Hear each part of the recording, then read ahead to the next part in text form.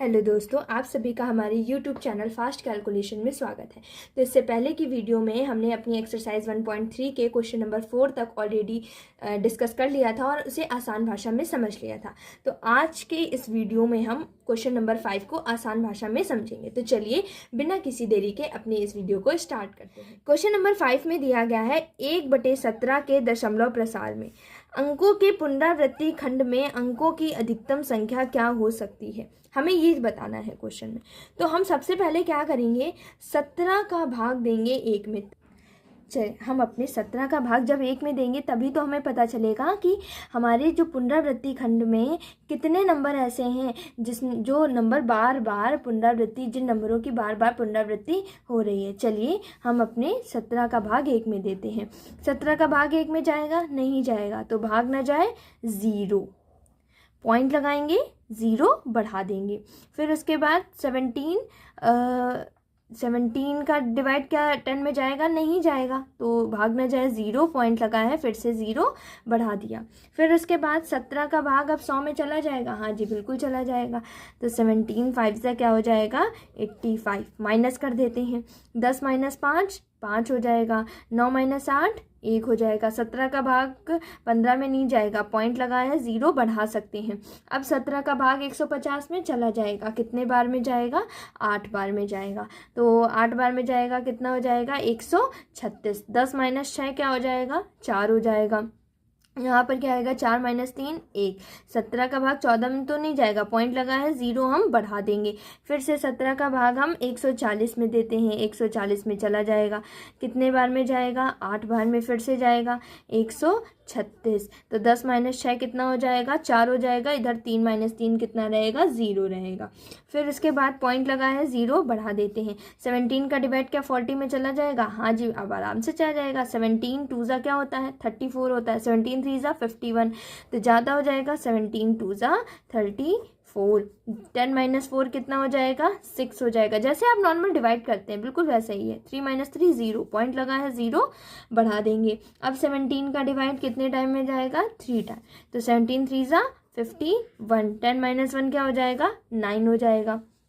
अब 10 - 1 9 हो गया, 5 - 5 0, पॉइंट लगा है, 0 बढ़ा देंगे। अब उसके बाद फिर से देते हैं, 17 5 कितना हो जाएगा 85 हो जाएगा। 10 - 5 5 हो जाएगा। फिर उसके बाद 8 - 8 कितना हो जाएगा हमारा 0 ही रहेगा, कुछ नहीं बचेगा, है ना। अब उसके बाद पॉइंट लगा है, 0 बढ़ा देंगे। फिर उसके बाद 17 का टेबल ऐसा पढ़ना है कि 50 से ज़्यादा ना जाए, तो 17 2 क्या हो जाएगा 34 हो जाएगा। 10 - 4 कितना हो जाएगा 6 हो जाएगा। 4 - 3 1, पॉइंट लगा है, 0 बढ़ा देंगे। फिर उसके बाद 17 8 हमारा क्या होता है 136, और 17 9 हमारा कितना होता है 153 होता है। तो 17 9 153 कर देंगे, ठीक है। 17 9 क्या कर देंगे 153 कर देंगे। उसके बाद 10 - 3 क्या हो जाएगा 7 हो जाएगा। 5 - 5 0, पॉइंट लगा है, तो 0 बढ़ा देंगे। फिर उसके बाद 17 3 तो 51 होता है, उससे और ज़्यादा बढ़ते हैं। 17 4 कितना हो जाएगा 68। 10 - 8 2 हो जाएगा। फिर उसके बाद पॉइंट लगा है, तो हम क्या बढ़ा देंगे 0 बढ़ा देंगे। 17 1 17 हो जाएगा। 10 - 7 क्या हो जाएगा 3 हो जाएगा। 1 - 1 0, पॉइंट लगा है, 0 बढ़ा देंगे। 17 1 17 हो जाएगा। फिर उसके बाद 10 - 7 क्या हो जाएगा 3 हो जाएगा, ठीक है। 10 - 7 क्या हो जाएगा, फिर से 3 आ जाएगा, और 2 - 1 क्या हो जाएगा 1 हो जाएगा। फिर उसके बाद पॉइंट लगा है, तो 0 बढ़ा देंगे। फिर उसके बाद देते हैं, तो 10 का डिवाइड अब 130 में देना है, तो कितने बार में जाएगा 17 7 आई थिंक 17 7 क्या हो जाएगा 119। तो 10 - 9 क्या हो जाएगा 1 आ जाएगा हमारा, और 10 - 1 9, 2 - 1 क्या हो जाएगा 1, पॉइंट लगा है, तो 0 बढ़ा देंगे। 17 6 टाइम में जाएगा, तो 17 6 हमारा कितना हो जाएगा, एक मिनट थोड़ा सा स्पेस। 17 6 कितना हो जाएगा 102। 10 - 2 8 हो जाएगा। फिर उसके बाद 10 - 2 8 हो गया, इधर तो 0 बचेगा, पॉइंट लगा है, तो 0 बढ़ा देंगे। 17 4 कितना हो जाएगा 68।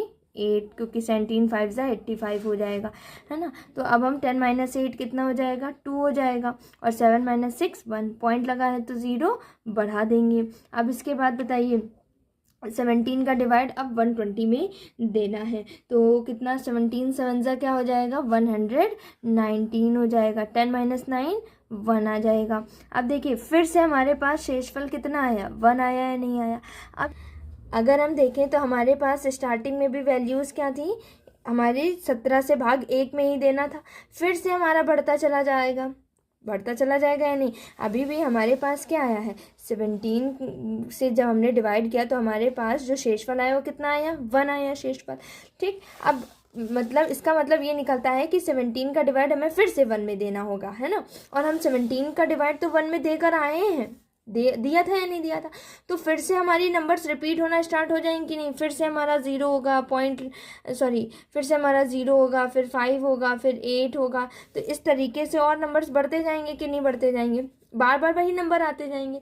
तो इस 7 के बाद से हमारे नंबर फिर से रिपीट होना स्टार्ट कर देंगे। तो हम क्या करेंगे, 1/17 में हमारा 1/17 यानी कि जब मैंने 17 से 1 में डिवाइड दिया है तो हमारे पास यहाँ तक के ऐसे 7 तक के ऐसे नंबर हैं जहाँ पर कोई भी रिपीटेशन यानी बार बार वैल्यूज़ नहीं आ रही हैं यहाँ पर। और 7 के बाद से नंबर हमारी रिपीट होना स्टार्ट कर दिए हैं, दोबारा से आना स्टार्ट कर दिया है। और 7 तक के ऐसे नंबर हैं जहाँ पर कोई भी नंबर दोबारा मतलब कि बार बार वही वाली नंबर्स नहीं आ रहे, रिपीट नहीं हो रहे हैं। और यहाँ से हमारे नंबर्स रिपीट होना स्टार्ट कर देंगे तो हमारा यहीं तक का आंसर हो जाएगा। अब चूंकि यही नंबर बार बार आएंगे तो हम इन पूरी संख्याओं पर क्या लगा देंगे, बार लगा देंगे। तो चलिए लगा देते हैं। हमारे पास आंसर में क्या आ जाएगा, यहाँ पर आंसर लिख लेते हैं।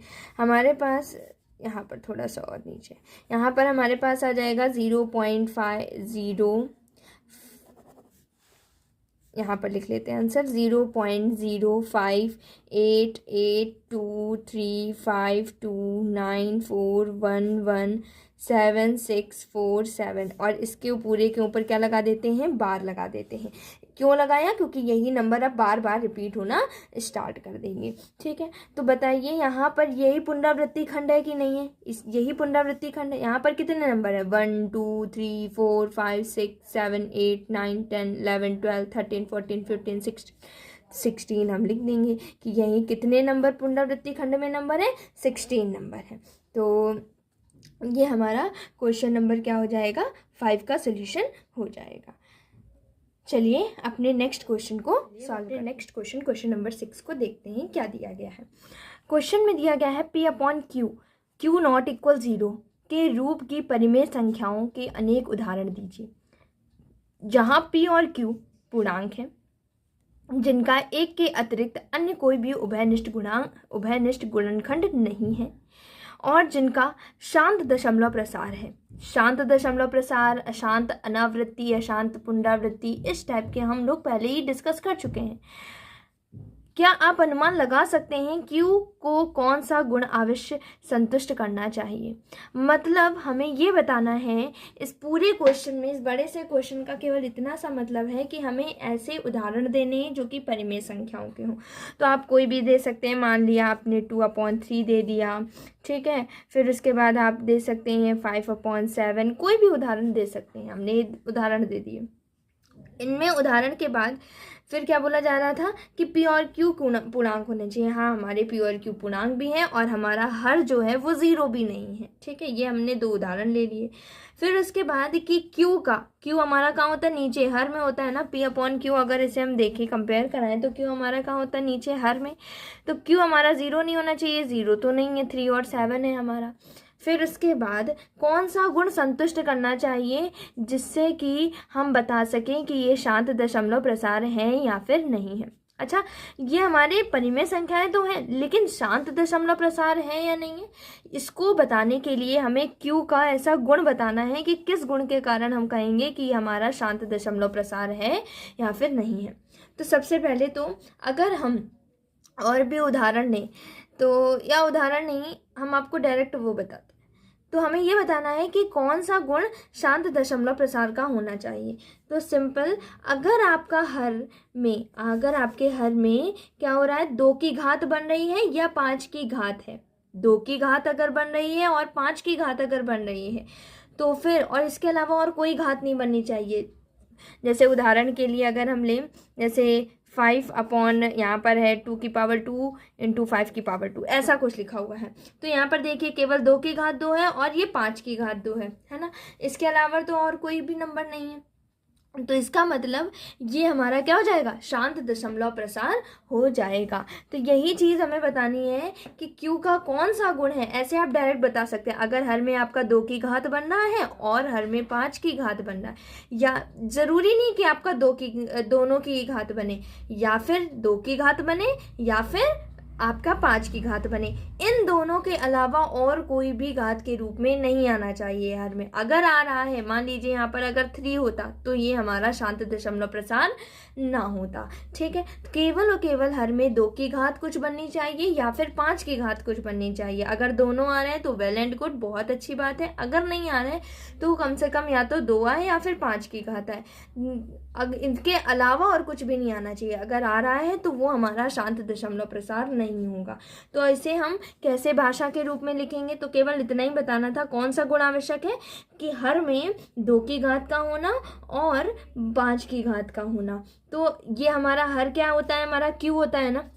तो क्या लिखेंगे, Q के अभाज्य गुणनखंडन में जब आप एलसीएम, जैसे मान लीजिए कि 2 और 5 कैसे बने, जैसे अगर आप 100 के एलसीएम लें तो कितना हो जाएगा 50, ये कितना हो जाएगा 25, ये कितना हो जाएगा 1। तो इससे 2 की घात क्या लिख सकते हैं, 2 लिख सकते हैं। इसको क्या लिख सकते हैं, 5 की घात 2 लिख सकते हैं। तो इसका मतलब इसके आपने जब अभाज्य गुणनखंड किए, यही अभाज्य गुणनखंड है कि नहीं, अभाज्य गुणनखंड से प्राप्त जो भी घातें हैं वो 2 की घात में होनी चाहिए या फिर 5 की घात में होनी चाहिए। इसके अलावा और कोई भी घात नहीं बननी चाहिए। वही हमारा क्या होगा, शांत दशमलव प्रसार का गुण होगा। तो हम क्या लिख देंगे, Q के अभाज्य गुणनखंड में जो भी हर है उसका अभाज्य गुणनखंड करेंगे। अभाज्य गुणनखंड इस मेथड से करते हैं। तो Q के अभाज्य गुणनखंड में केवल क्या होना चाहिए, अभी मैंने बताया 2 की घात या फिर 5 की घात, और या फिर दोनों हो। मैंने बताया ना, दोनों है तो और भी अच्छे, या दोनों होते हैं। कौन सा गुण है ये आपका Q का गुण कहलाएगा। तो केवल आपके क्वेश्चन में इतना ही पूछा गया था, तो जिसको मैंने आपको समझा दिया। तो अगर आपको इससे रिलेटेड क्वेश्चन नंबर 5 और 6 से रिलेटेड कोई भी डाउट है तो आप अपने डाउट को हमसे कमेंट सेक्शन में पूछ सकते हैं।